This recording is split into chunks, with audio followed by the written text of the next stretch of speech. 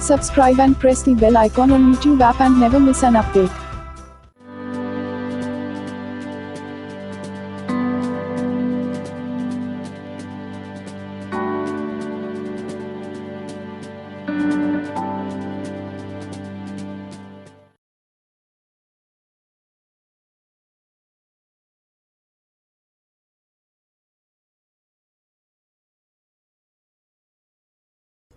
Hello dear friends, welcome to Target Education. तो basically आज की इस वीडियो में मैं डिस्कस करने जाऊंगा आपको रैंडम वेरिएबल का first type, and the type which I will be discussing in today's class is gonna be discrete random variable. So without delay let's get started. तो एक चीज ध्यान देंगे, रैंडम वेरिएबल, अगर रैंडम वेरिएबल को मैंने mark किया है आरवी से, आरवी को आप दो पार्ट में बाइफरकेट कर सकते हैं।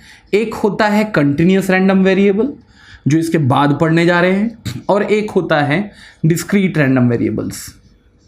इसमें अलग अलग categories of random variables involve हैं। सीआरवी में चाहे वो एक्सपोनेंट टाइप हो, चाहे वो यूनिफॉर्म टाइप हो, चाहे वो नॉर्मल टाइप हो। सिमिलरली बाइनोमियल में चाहे वो पॉइजन हो, चाहे वो क्या हो, बाइनोमियल हो डीआरवी में। बट एक चीज ध्यान देना, आप पढ़ेंगे तो सब चीज, लेकिन आज की इस क्लास में मैं डीआरवी को समझने की कोशिश करूंगा और उसकी प्रॉपर्टीज को अंडरस्टैंड करने की कोशिश करूंगा। ध्यान देना, आपके सिलेबस में सीआरवी का दो अलग अलग क्या है पार्ट है, चाहे वो क्या हो, यूनिफॉर्म डिस्ट्रीब्यूशन हो, यूनिफॉर्म डिस्ट्रीब्यूशन, या हो नॉर्मल डिस्ट्रीब्यूशन। ये दो आपके क्या है सिलेबस में है। सिमिलरली डीआरवी के दो अलग अलग डिस्ट्रीब्यूशंस, चाहे वो बाइनोमियल हो, चाहे वो पोसाई हो, पोसाई इक्वेशन। ये आपके बेसिकली सिलेबस के पार्ट में है।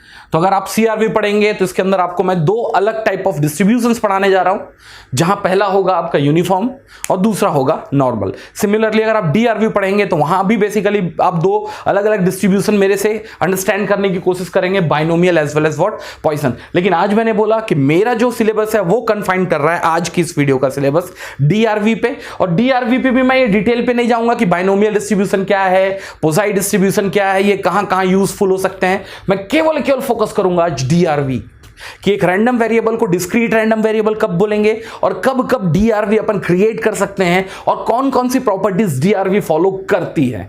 आगे के वीडियोस में यूनिफॉर्म एक अलग टॉपिक बनेगा, बाइनोमियल डिस्ट्रीब्यूशन एक अलग टॉपिक बनेगा, नॉर्मल डिस्ट्रीब्यूशन एक अलग टॉपिक बनेगा, और पोसाई डिस्ट्रीब्यूशन एक अलग टॉपिक बनेगा, और हर एक टॉपिक पे एक अलग अलग क्या आएंगे वीडियोस आएंगे। तो आज क्लियर रखना, अगर रैंडम वेरिएबल को आपको बाइफरकेट करना है तो दो पार्ट में बाइफरकेशन हो सकता है इसका, continuous random variable, discrete random variable.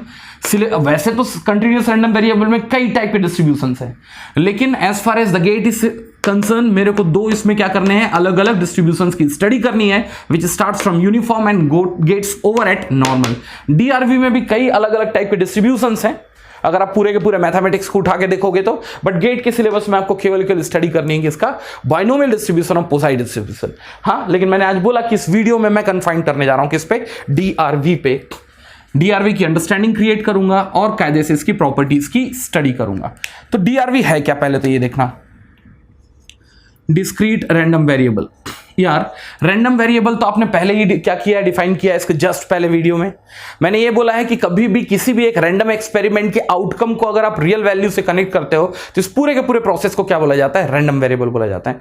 लेकिन अगर बाय द वे आपने जो एक्सपेरिमेंट किया है उसके आउटकम अगर फाइनाइटली स्मॉल हो या फाइनाइटली काउंटेबल हो और उस इवेंट को अगर आप रियल नंबर से कनेक्ट कर रहे हैं तो ये पूरा का पूरा कंसेप्ट जाता है डिस्क्रीट रैंडम वेरिएबल पे।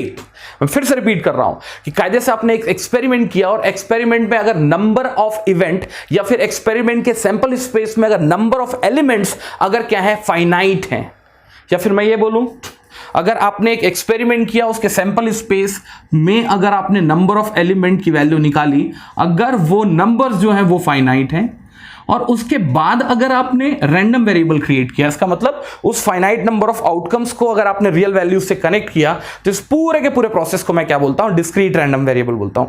तो आज मेरे हिसाब से एक परिभाषा जरूर लिख लेंगे। The discrete random variable is a process, discrete random variable is a process in which a experiment is conducted, bracket में लिख लेंगे random experiment, an experiment is conducted and and its number of outcomes are finitely countable, and their outcomes are connected with a real number, तो इस पूरे के पूरे process को मैं क्या बोलूंगा, डिस्क्रीट रैंडम वेरिएबल। मैंने जानबूझ के पहले वीडियोस की ये 3 प्रॉब्लम नहीं मिटाई क्योंकि तीनों के तीनों प्रॉब्लम डीआरवी के थे। ध्यान देना, आपने एक्स क्या किया है, एक रैंडम वेरिएबल डिसाइड किया। एक्स क्या है, यहां पर रैंडम वेरिएबल है, नंबर ऑफ हेड्स, और जो आपका रैंडम एक्सपेरिमेंट है वो 3 कॉइन को एक साथ टॉस करना है। 3 कॉइन को अगर आप एक साथ टॉस करोगे तो कितने टोटल नंबर ऑफ इवेंट्स हो सकते हैं? By the way, total number of event क्या हो सकता है? Tail tail tail, tail tail head, tail head tail, tail head head, head tail tail, head tail head, head head tail, head head head, ऐसे करके total 8 number क्या हो सकते हैं, आपके इवेंट हो सकते हैं। लेकिन टोटल नंबर ऑफ इवेंट अगर आप देखते हो इस रैंडम एक्सपेरिमेंट में तो वो क्या है, काउंटेबली फाइनाइट है।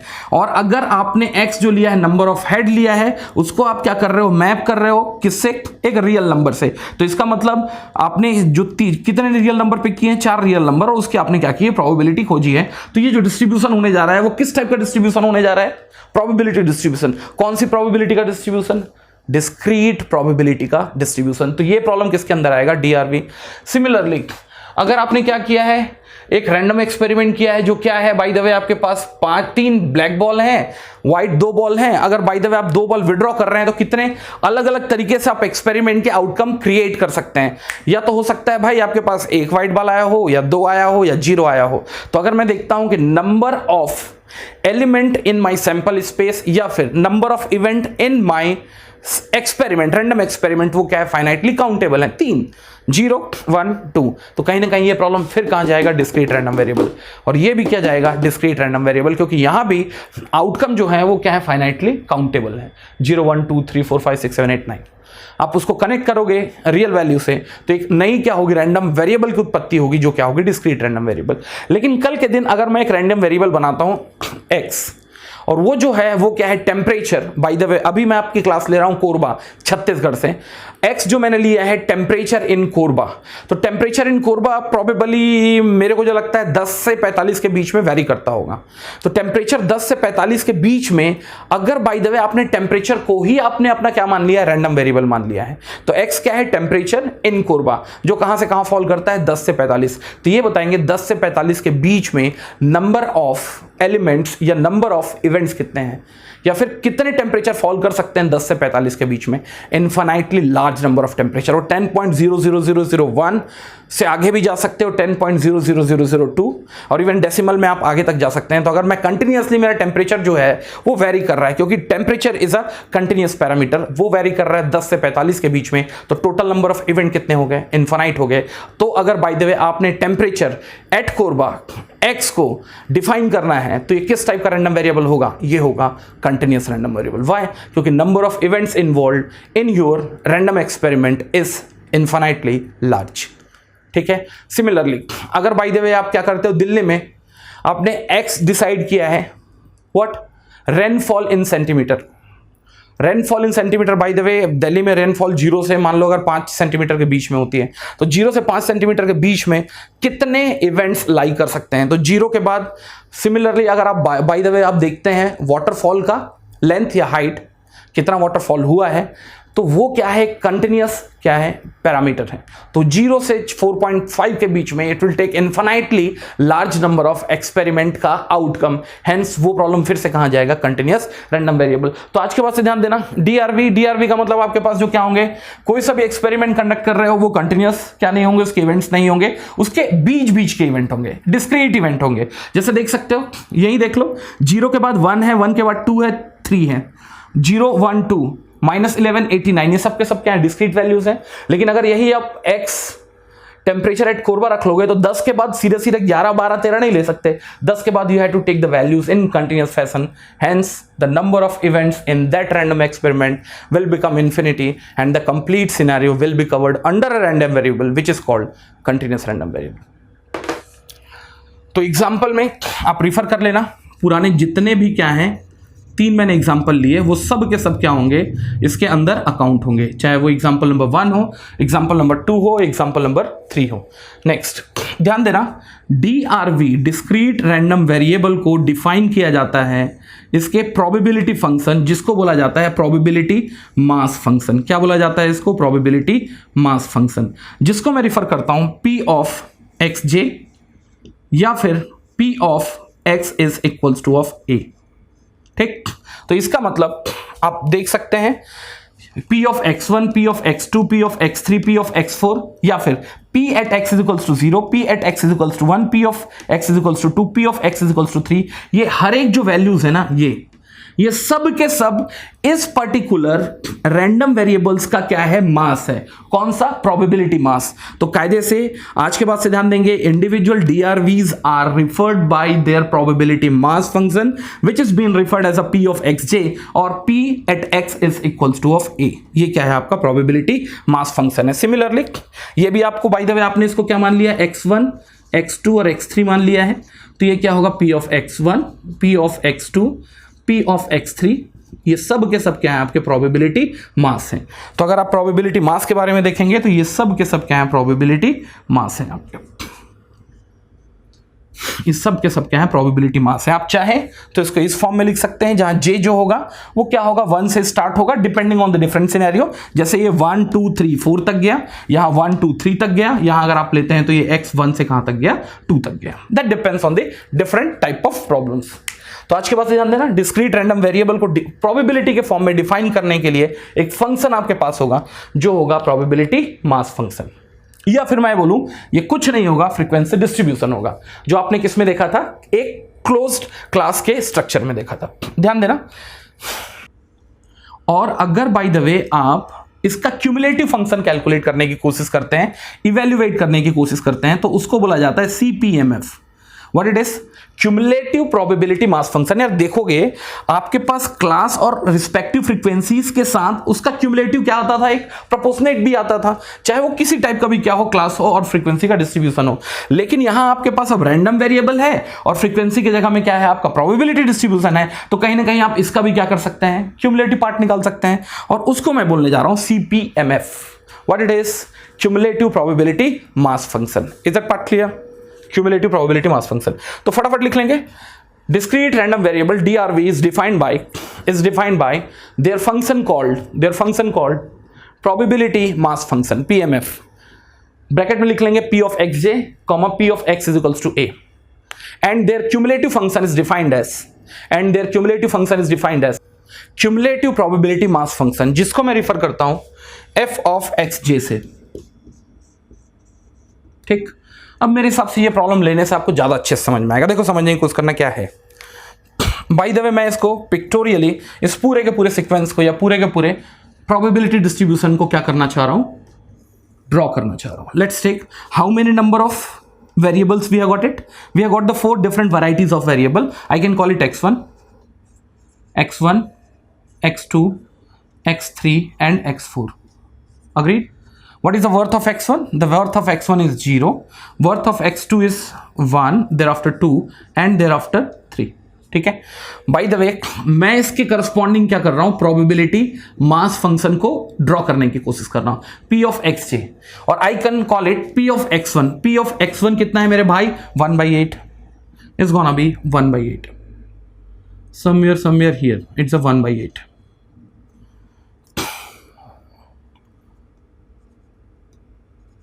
1/8. Let's take it's a 3/8. Similarly, the value of probability at X is equals to of X2, which is nothing but 3/8. So it will be 3/8. Similarly, at X3, again it's a 3/8. And similarly, at X4, it's a 1/8. It's a 1/8. तो ये कुछ नहीं है, it's a pictorial representation between the random variable and it's probability mass function. तो आपको एक fair idea हो गया होगा कि कायदे से XJ और P ऑफ XJ का बेसिक फीलिंग क्या है। सिमिलरली, अगर आप यही पिक्चोरियल इस पर्टिकुलर प्रॉब्लम में ड्रॉ करना चाहेंगे, so again you will have X of J and correspondingly you'll have p of xj, which is nothing but the corresponding probability mass function. Here the x of j can take the three different values, starts from x1, x2 and x3. What is the value of x1? x1 is nothing but 0, 1 and 2. It's a 0, 1 and 2. Now here is gonna be probability, अगर देखते हैं कहाँ at x is equals to x1, या probability for the random variable x is equals to of x1, वो कितना है 3/10. So here is gonna be, चलो तीन discrete values हैं probability की, पहला है 1/10, दूसरा है 3/10 और तीसरा है 6/10. तो चलिए देख लेते हैं. सो x1 की प्रोबेबिलिटी, रैंडम वेरिएबल x1 की प्रोबेबिलिटी कितनी है 3/10. Let's draw this. Similarly x2 की प्रोबेबिलिटी कितनी है 6/10. Let's draw this. Similarly 1/10. Let's draw this. ठीक है, तो आपको एक फेयर आइडिया आ गया होगा कि कायदे से x ऑफ j और p ऑफ xj को आप कैसे रिफर कर सकते हैं. सिमिलरली आप यहां भी ड्रॉ कर सकते हैं, nothing great. x of j and correspondingly their probability mass function. Agreed? तो यहां अगर आपकी वैरायटीज देखते हैं तो कितनी वैरायटीज हैं? केवल दो वैरायटीज हैं. It starts from x1 goes till x2. x1 की वैल्यू कितनी है इस प्रॉब्लम के लिए? -11 है. x2 की वैल्यू कितनी है इस प्रॉब्लम के लिए? 89 है. और रैंडम वेरिएबल x1 के होने की प्रोबेबिलिटी कितनी है? 9/10. तो दो आपके पास पॉसिबिलिटीज हैं, या फिर 9/10 और या फिर क्या 1/10. सो ये होने जा रहा है 9/10 और ये होने जा रहा है 1/10. ठीक है, तो आपको एटलीस्ट एक फेयर आइडिया आ गया होगा कि कायदे से आपको ड्रॉ कैसे करना है ग्राफिकली, किसके बीच का रिलेशनशिप, आपके रैंडम वेरिएबल और उसके प्रोबेबिलिटी मास का. लेकिन जैसे कि मैंने क्यूमुलेटिव प्रोबेबिलिटी मास के बारे में बात किया, या क्यूमुलेटिव का मतलब ये होता है कि जैसे आप पहले फ्रीक्वेंसीज का क्यूमुलेशन करते थे, अब इनके प्रोबेबिलिटीज का क्यूमुलेशन करेंगे. कैसे करेंगे इसको मैं रब आउट करूं, देखो कैसा होगा.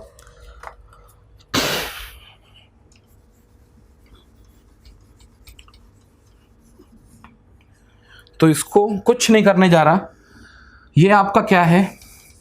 P ऑफ एक्स जे है. इसके करस्पॉन्डिंग में इसकी क्यूमुलेटिव फ्रीक्वेंसीज लूंगा, which will be f of X J. जैसे आप फ्रीक्वेंसीज को ऐड करते थे, ये होगा 1/8, 1/8 प्लस 3/8 ये होगा 4/8, 4/8 प्लस 3/8 ये होगा आपका 7/8, 7/8 प्लस 1/8 ये होगा 8/8, जिसको मैं बोलूंगा 1. और आपका जो लास्ट डेटा होगा cumulative part of the probability, वो क्या होगा, या फिर last data of the what probability mass function in cumulative form, वो हमेशा क्या होगा 1 होगा. अगर मैं इसको क्या करूं, ग्राफिकली ड्रॉ कर रहा हूं, मैं इसके लिए ब्लैक पेन ले रहा हूं. ध्यान देना, ब्लू पेन जो मैंने लिया है, ब्लू पेन, वो किसके लिए लिया है? प्रोबेबिलिटी मास फंक्शन के लिए. और जो ब्लैक पेन लूंगा मैं बेसिकली, वो लूंगा क्यूमुलेटिव प्रोबेबिलिटी मास फंक्शन के लिए. पहले क्या है, ये 0 है. ध्यान देना, थोड़ा समझने की कोशिश करना. क्या है ये? 0 है, 0 है. और जैसे ये x1 पे पहुंचता है, ध्यान देना यहां कायदे से फंक्शन इस पर्टिकुलर स्ट्रक्चर से डिफाइंड नहीं है. और जैसे ये क्या होगा, x1 के पास जाएगा, ये x1 से क्या कर जाएगा, सूट कर जाएगा. यहां ये डॉट है, वैल्यू क्या रहेगी, फिक्स रहेगी. जैसे ये x2 पे पहुंचेगा, बेसिकली 3/8 ऐड हो जाएगा, और ये वैल्यू कहां उछल जाएगी, थोड़ा देख के ना. थोड़ा पहले क्या था, ऑलरेडी 1/8 था. 1/8 में अगर 3/8 ऐड कर लेगा तो ये वैल्यू कहां उछल जाएगी, 4/8 में. ये क्लियर होना चाहिए सबको. कहां उछल जाएगा ये? 4/8 पे. और यहां क्या होगा, डॉट होगा 4/8. ठीक, जैसे ये कहां पहुंचता है, x3 पे पहुंचता है. अब ये क्या हो जाएगा 7/8. क्यों? क्योंकि ये 3/8 क्या कर रहा है, ऐड कर रहा है. ये क्लियर है सबको. ये फिर से सूट कर जाएगा कहां, 7/8 पे. यहां क्या होगा, होल होगा. ये कहां सूट कर जाएगा, 7/8 पे, 7/8 पे. और जैसे ये x3 पे पहुंचेगा, जैसे ये x3 पे पहुंचेगा, ये सूट कर जाएगा कहां, 1 पे. कहां सूट कर जाएगा, 1 पे. तो अगर आप देखते हैं, ये कहां बैठा हुआ है, क्यूमुलेटिव प्रोबेबिलिटी मास फंक्शन 0 पे बैठा हुआ है. x1 और x2 के बीच में ये बैठा हुआ है 1/8 पे. जैसे ये x2 को कनेक्ट करता है और x2 और x3 के बीच में बैठा हुआ है, ये कहां पर, 4/8 पे. सिमिलरली जैसे ये x3 को अकुमुलेट करता है, ये पहुंच गया है 7/8 पे. और जैसे ये x4 को अकुमुलेट करता है, ये कहां पहुंच गया है, 1 पे. तो ये जो ब्लैक पोर्शन या ब्लैक लाइंस जो दिख रही हैं, ये जो ब्लैक जो आपका स्ट्रक्चर है वो सब के सब क्या है, आपके प्रोबेबिलिटी मास फंक्शन का क्यूमुलेटिव पार्ट है, या फिर मैं बोल सकता हूं CPMF। आप चाहें तो इसके लिए भी ड्रॉ कर सकते हैं। देखेंगे तो स्टार्ट कहां से होगा, ये पहले तो 0 होगा, यहां फंक्शन डिफाइंड नहीं है, 0 से सीधे क्या होगा 3/10 ऐड होगा, ये यहीं से स्टार्ट होगा डॉट के साथ, ये आगे जाएगा। जैसे ये x2 को अकुमुलेट करेगा, x2 से पहले आपका जो क्या था प्रोबेबिलिटी मास फंक्शन था वो क्या था 3/10, उसके जस्ट बाद आपकी प्रोबेबिलिटी मास फंक्शन कितनी है 6/10। तो 3/10 और 6/10 दोनों ऐड करके क्या बनाएंगे, क्यूमुलेटिव प्रोबेबिलिटी मास फंक्शन बनाएंगे at x is equals to of x2, जो कितना होने जा रहा है 3/10 प्लस 6/10 जो यहां किया था मैं। तो ये क्या होगा, चलो लिख लो, ये होगा 3/10 प्लस 6/10, ये कितना होगा 9/10। ये क्या होगा, सूट कर जाएगा कहां 9/10 पे। और जैसे ही x3 पे पहुंचता है ये अकुमुलेट करके कहां पहुंच जाएगा 1 पे। तो अगर आप देखते हैं तो ये 10/10 जिसको मैं बोल सकता हूं 1, ये होगा 0, 3/10, 9/10, 10/10 जो क्या होगा 1। और फिर से जो ब्लैक मैंने पेन यूज किया है वो किसके लिए किया है, क्यूमुलेटिव प्रोबेबिलिटी मास फंक्शन के लिए। और जो ब्लू पेन यूज किया है मैंने वो यूज किया है प्रोबेबिलिटी मास फंक्शन के लिए। अगर आप यहां भी बनाना चाहें तो कुछ कैसा होगा, ऐसा ही होगा, 0 यहां होल आएगा, ये वैल्यू कितनी होने जा रही है, ये वैल्यू होगी 9/10, यहां होल होगा, और जैसे ही x of 2 इंक्लूड होगा ये सूट कर जाएगा कहां पर 1 पे, ठीक है। और ये होने जा रहा है आपका प्रोबेबिलिटी मास फंक्शन का क्यूमुलेटिव पार्ट, या फिर मैं बोल सकता हूं क्यूमुलेटिव प्रोबेबिलिटी मास फंक्शन। तो यार अब इसको देखते हुए कुछ फेयर आइडियाज आपको आए हुए होंगे, और उस फेयर आइडियाज को मैं बेसिकली क्या बनाने जा रहा हूं, ध्यान देना, इस फेयर आइडिया को मैं बेसिकली बनाने जा रहा हूं the properties followed by the discrete random variable, जिसपे प्रॉब्लम लगातार पूछे गए हैं। देखो तो अगर मैं इसके प्रॉपर्टीज को डिस्कस करूं तो इसके बारे में तो कुछ लिखने की जरूरत है नहीं। तो अगर मैं प्रॉपर्टीज को डिस्कस करने की कोशिश करता हूं तो आपने एक चीज ध्यान दिया हुआ होगा कि आपकी जो प्रोबेबिलिटी मास फंक्शन की वैल्यू है p ऑफ xj, वो है क्या, किसी भी एक डिस्क्रीट रैंडम वेरिएबल के होने की प्रोबेबिलिटी है, और डिस्क्रीट रैंडम के वेरिएबल के होने की प्रोबेबिलिटी किसी इवेंट से कनेक्टेड है या किसी इवेंट के होने की प्रोबेबिलिटी है। जैसे कि मैं छोटा सा एग्जांपल दूं, यहां अगर मैंने क्या बोला है, probability for the occurrence of the discrete random variable is equals to 0, का मतलब क्या है कायदे से, number of head is equals to 0। Similarly अगर मैं ये बोलूं probability for the discrete random variable is equals to 1, का मतलब है नंबर ऑफ हेड्स आना कितना, एक बार। लेकिन इसका मतलब किसी भी रैंडम वेरिएबल के होने की प्रोबेबिलिटी किसी एक इवेंट के होने की प्रोबेबिलिटी है। और अगर इवेंट के होने की प्रोबेबिलिटी है तो मैंने पहले भी देखा है कि किसी भी इवेंट के होने की probability worst of the worst scenario में क्या होगी, 0 होगी, और worst of the worst scenario में क्या होगी, 1 होगी। तो कायदे से मैं ये भी बोल सकता हूं किसी भी डिस्क्रीट रैंडम वेरिएबल की प्रोबेबिलिटी, जिसको आप लिख सकते हैं p ऑफ xj, या फिर लिख सकते थे p of x is equals to of 1, वो क्या होगी 0 से 1 के बीच में होगी, और एट वर्स्ट 0 और 1 भी हो सकती है। मोर ओवर कायदे से आज के बाद से ध्यान देंगे, probability mass function can't be negative and it can't be greater than 1। You can have a look of it, you can have look of it, you can have look of it. Next, bye the वे आपका जो f of xj है वो होता क्या है, ये क्या है, क्यूमुलेटिव प्रोबेबिलिटी फंक्शन है। तो f ऑफ xj का मतलब ये होता है मेरे भाई कि आप जिस भी क्लास में खड़े हैं उससे पुरानी पूरे के पूरे प्रोबेबिलिटी मास को आप क्या कर रहे हो, ऐड कर रहे हो। तो कायदे से अगर आप प्रोबेबिलिटी मास फंक्शन का अगर cumulative part at x is equals to xj पे देखते हैं तो इसका सीधा मतलब यह है कि आपको कायदे से प्रीवियसली पुराने जितने भी प्रोबेबिलिटी मास वैल्यूज हैं उन सबको एडअप करके लेके आना है। कहां से कहां तक, j इज इक्वल्स टू 1 से लेके जिस पॉइंट पे आप कैलकुलेशन कर रहे हैं टिल j। जैसे कि अगर आपने f ऑफ x2 निकालना है तो वो क्या होगा, f of x1 plus f of x2 निकालना है तो वो होगा p of x2 plus of p of x1। Similarly अगर आपको f ऑफ x3 निकालना है तो वो होगा p of x3 plus p of x2 plus of p of x1। Similarly अगर आपको f ऑफ xj निकालना है तो वो होगा p of xj plus of p of xj minus 1 plus of p of xj minus 2 till p of x1। सो ये क्या होगा, relationship between cumulative probability mass function and the probability mass function होगा। Next चीज अब मैं इसको रब out कर रहा हूं। किसी भी पॉइंट पे जाके अगर आप प्रोबेबिलिटी मास फंक्शन सर्च कर रहे हैं तो उसका सीधा सा तरीका है, ध्यान देना, अगर आप x2 पे प्रोबेबिलिटी मास फंक्शन कैलकुलेट कर रहे हैं तो वो उसके क्यूमुलेटिव प्रोबेबिलिटी मास फंक्शन से भी निकाला जा सकता है। कितना है? 3/8। 3/8 कैसे आएगा? 4/8 को अगर 1/8 से सब्सट्रैक्ट कर दोगे या फिर f ऑफ xj को f ऑफ xj माइनस 1 से सब्सट्रैक्ट कर दोगे तो आपका जो रिजल्ट आएगा वो क्या आएगा? p of xj। या फिर अगर आपको 1/8 निकालना है, कुछ मत करो, आप 1 को 7/8 से सब्सट्रैक्ट कर दो। या फिर अगर बाय द वे आपको ये देखना है x ऑफ 2 पे आपका प्रोबेबिलिटी मास कितना था, कुछ मत करो, x ऑफ 2 पे आप क्या करें? क्यूमुलेटिव प्रोबेबिलिटी मास सर्च करें 4/8 और उसके जस्ट पहले क्यूमुलेटिव प्रोबेबिलिटी मास सर्च करें और उन दोनों का सब्सट्रैक्शन जो होगा वो डिफाइन करेगा उस पर्टिकुलर रैंडम वेरिएबल की प्रोबेबिलिटी मास फंक्शन की वैल्यू। तो मैं p ऑफ xj को क्या लिख सकता हूं? जैसे अगर आप x2 पे निकाल रहे हैं तो आप क्या करें? सबसे पहले cumulative probability mass function x2 पे ही निकाल लें या फिर इन जनरल xj पे ही निकाल लें और उससे जस्ट पहले जो प्रोबेबिलिटी मास फंक्शन की वैल्यू थी उससे क्या कर दें? सब्सट्रैक्ट कर दें। So basically you will get to know the value of probability mass function there itself. Next